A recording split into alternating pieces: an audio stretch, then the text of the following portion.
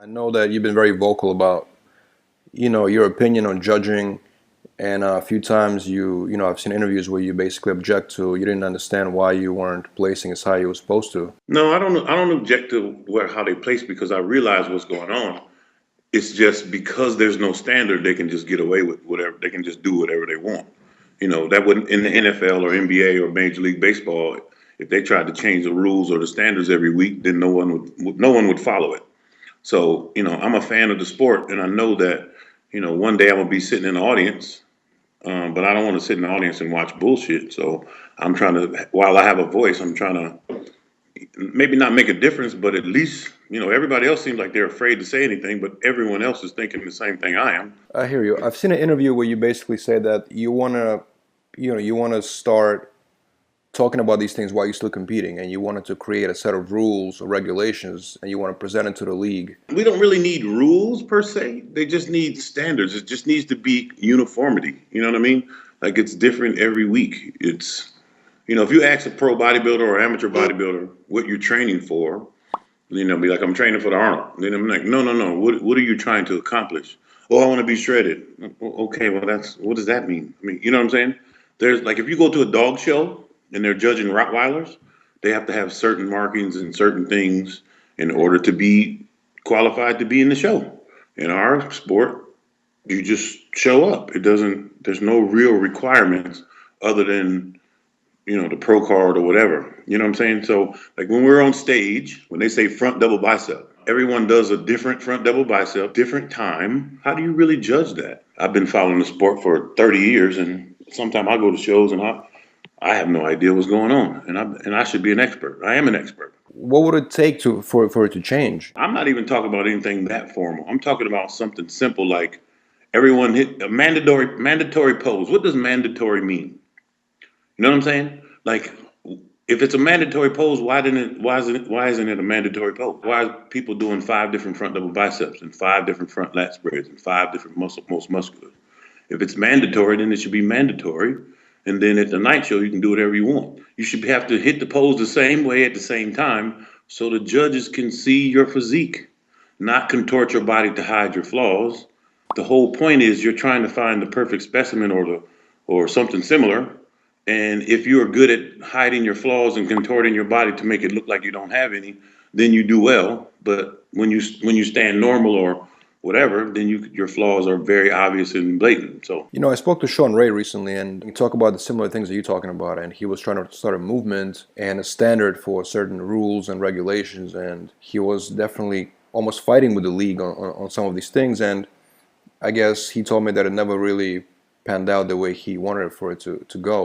like I say, it would be so simple. Like I said, no one needs anything really crazy or you know what I'm saying? Like, if you're a promoter, you should have standards. That means if you're going to promote an IFBB show, then you need to have it in a performing arts theater because it's a performing arts. The sound needs to be a certain way. The lighting needs to be a certain way. There needs to be lines and places on the stage where people stand. Right now, we got a little dot. Okay. You ever notice how everybody bumping elbows and all? That looks so stupid and unprofessional. You know what I'm saying? So what motivates you to keep going? Well, I'm a bodybuilder. Competing is not bodybuilding. That's an exhibition. So I bodybuild 24/7, 365.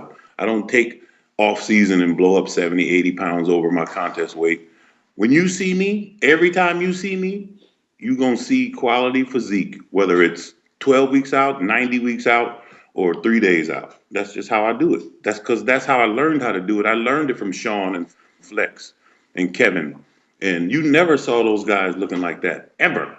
Not Think about it. Go find a picture of Sean Ray or Flex Wheeler or Chris Cormier or Lee Haney out of shape. You can't find one because they never let it happen. So I started bodybuilding in 1988.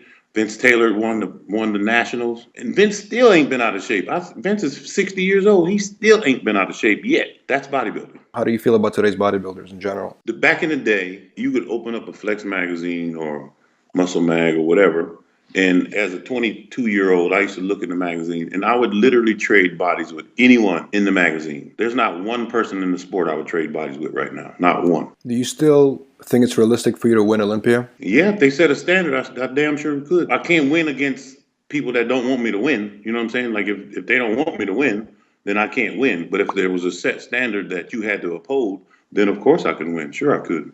Because then I would know exactly what to train for and exactly what to bring to the stage. Then it would be about that. It wouldn't be about who's the most popular, who's the sponsor, who didn't piss off the judges, who the judges like.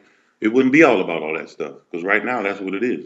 Today there's an emergence of YouTube fitness stars, guys like CT Fletcher, Rich Piana, and why do you think they gain more popularity than mainstream bodybuilders sometimes? Because bodybuilding has no standard. So someone like a Rich Piana or CT Fletcher can get up there who has charisma and the ability to work the internet, and that's all it really takes. I mean, people have, you have so much stupid stuff now on the internet that gets 10 million views. It's just dumb as hell. So I don't really. I mean, I don't knock another man's hustle. So more power to him. But I wouldn't follow that crap. You know what I'm saying? That's not bodybuilding. That's Barnum and Bailey. That's freak show. I want to change subject for a second. So, interesting fact that I want to talk to you about. In 2000, I believe 10, you were in Sweden and you were detained over there, and I guess it was called muscle profiling. And you were detained and you were being tested, and you were being for different substances, and you were being treated unfairly. And you spoke out about it, basically. I was doing the autograph signing, and it was about 65 people in there. It was pretty crowded. I'm signing autographs and taking pictures. So these two cops come in. One stays at the door. One comes up and stands next to me. I was already shaking somebody's hand and taking a picture. So I told him, hold on a second. I let the person go. And then I reached my hand out to shake his hand because I thought he wanted to take a picture. And then he was like, Mr. Freeman, you need to come with us. And I'm like, well, where are we going? And he said, I'll tell you when we get outside. I'm like, okay. So I started looking around for like Ashton Kutcher. I thought I was being punked or something. I didn't, what I'm saying? Because I didn't do anything. So anyway, I got my stuff and I got my jacket and I left all my stuff there on the table. And they didn't arrest me or nothing like that. I said, am I under arrest? They was like, no, we just want to ask you some questions. I'm like, okay, cool. So I put on my jacket, I go outside, and all of a sudden you got, paparazzi and video cameras and stuff. And I was like, whatever. So I get in the car, and the police station was like 5 minutes away. We rode up to the police station. And I'm like, what is this all about? And he said, we believe that you use, what did he say? We believe that you use anabolic substances. I said, yeah, I use growth hormone and testosterone. I've been doing it for the last 10 years. At the time, I was 40 something. I've been doing it since, in my 30s or whatever. Had all my doctor's records and all that. And so he said, that's against the law in Sweden. I said, that's cool. I live in the United States.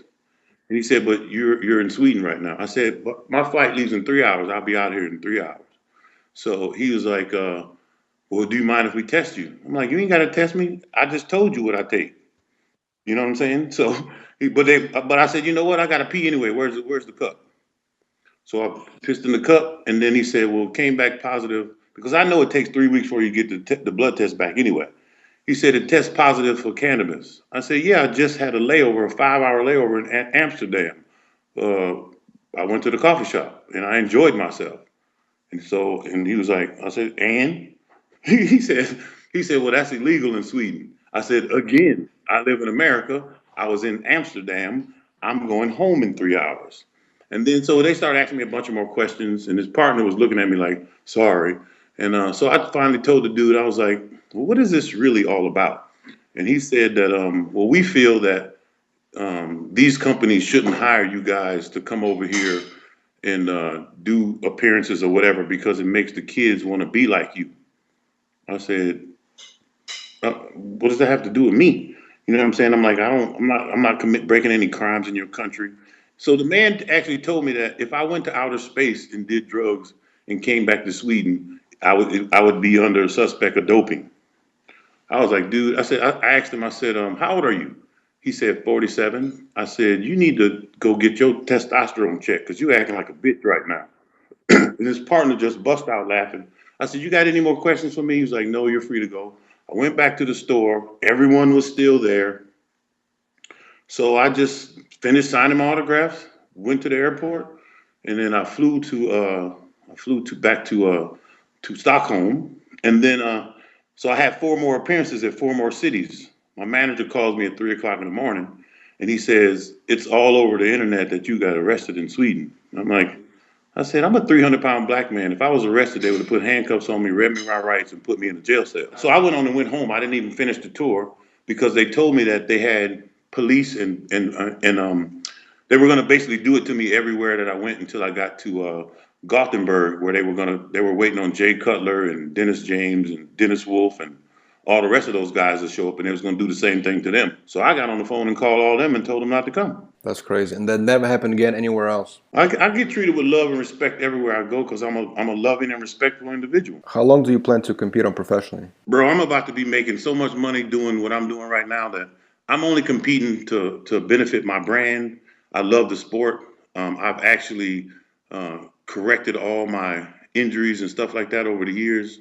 I'm basically in the best shape of my life. I look better into myself than I ever have in my life. So this is probably gonna be my thriller right here. Tune into Generation Iron Podcast with Kai Green every Wednesday. Get a lot of people that are always like, oh, he's going to be better than his dad, or he'll never live up to his dad, stuff like that. And you're right. I don't want to. That's not my plan. I plan to be the best of me, but I'd like to bring old school back to new school bodybuilding. And I feel like if anyone's the best case for that, it is me.